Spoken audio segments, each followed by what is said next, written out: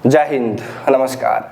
जिन युवाओं ने अग्निवीर सेना भर्ती ऑनलाइन CE पास कर लिया है और जिनका अभी फिजिकल होना बाकी है, तो ऐसे तमाम युवा यार अब आप अपनी अपनी तैयारियों में पूरी मेहनत के साथ जुट जाएं, क्योंकि अब आप यह मानकर तैयारी करें कि अब आपको 4 साल की नौकरी नहीं करनी है, बल्कि आप यह मानकर तैयारी करें कि अब आप सेना में परमानेंट सैनिक बनेंगे।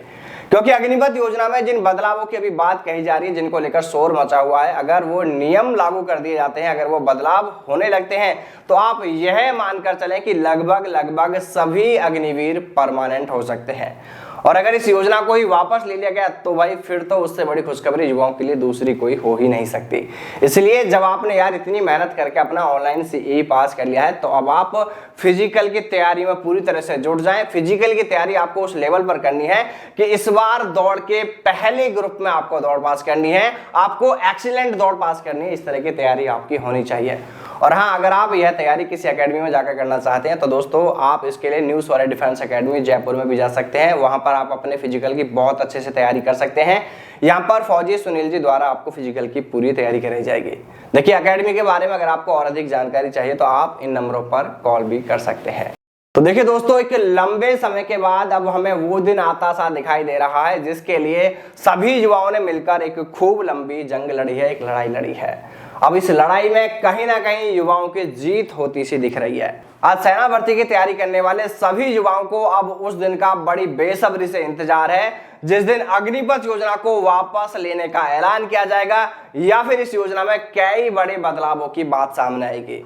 आप इत्तेफाक भी देखिए साहब कि जून महीने में ही तो इस योजना को लागू किया गया। इसका जन्म जून महीने में ही हुआ था, जून 2022 में 14 जून को, और शायद जून महीने में ही हमें वो सब भी देखने को सुनने को मिल जाए जिसका आप सभी युवाओं को इंतजार है। देखिए, जिस दिन से इस योजना को लागू किया गया उसी दिन से आज तक हम लगातार इस योजना का विरोध कर रहे हैं, और यह तब तक करते रहेंगे जब तक कि युवाओं के हित में इस योजना को लेकर सरकार कोई बड़ा फैसला नहीं लेती है।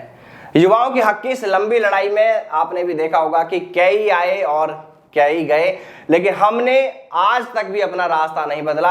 हम आज भी अपने उसी स्टैंड पर हैं, उसी स्टैंड पर कायम है कि युवाओं के साथ न्याय होना चाहिए। इस योजना को या तो पूरी तरह वापस लिया जाए, या फिर युवाओं के हित में, सेना के हित में, देश के हित में इस योजना में जो भी जरूरी बदलाव है वो बदलाव किए जाएं। और शायद अब वो दिन दूर भी नहीं है जब युवाओं को इस मामले में एक अच्छी खबर सुनने को मिल सकती है। देखिए, वैसे अभी यह पूरी तरह क्लियर बिल्कुल नहीं है कि इस योजना को लेकर सरकार क्या फैसला ले सकती है, क्योंकि जहां तक बात करें अगर इस योजना को वापस लेने की, तो देखिए इसके चांसेस अभी कुछ कम ही दिखाई दे रहे हैं, जबकि बदलावों की जो बात है वो पूरी तरह क्लियर होती दिख रही है। देखिए, यहाँ पर आप यह भी जान लें कि इस योजना में कई बड़े बदलाव किए जा सकते हैं। तो हो सकता है कि इसको लेकर अनाउंसमेंट करने में सरकार 1 महीना, 2 महीने या 3 महीने का भी समय ले ले।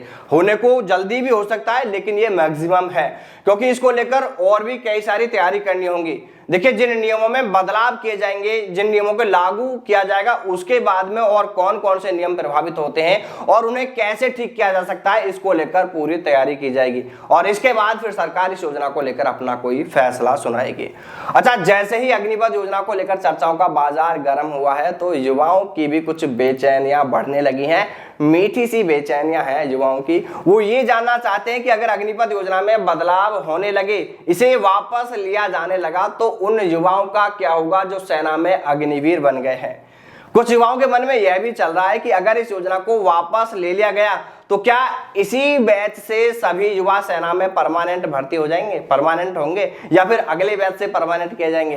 तो देखिए दोस्तों, ऐसा अभी कुछ भी नहीं है, ऐसा कुछ भी नहीं कहा जा सकता।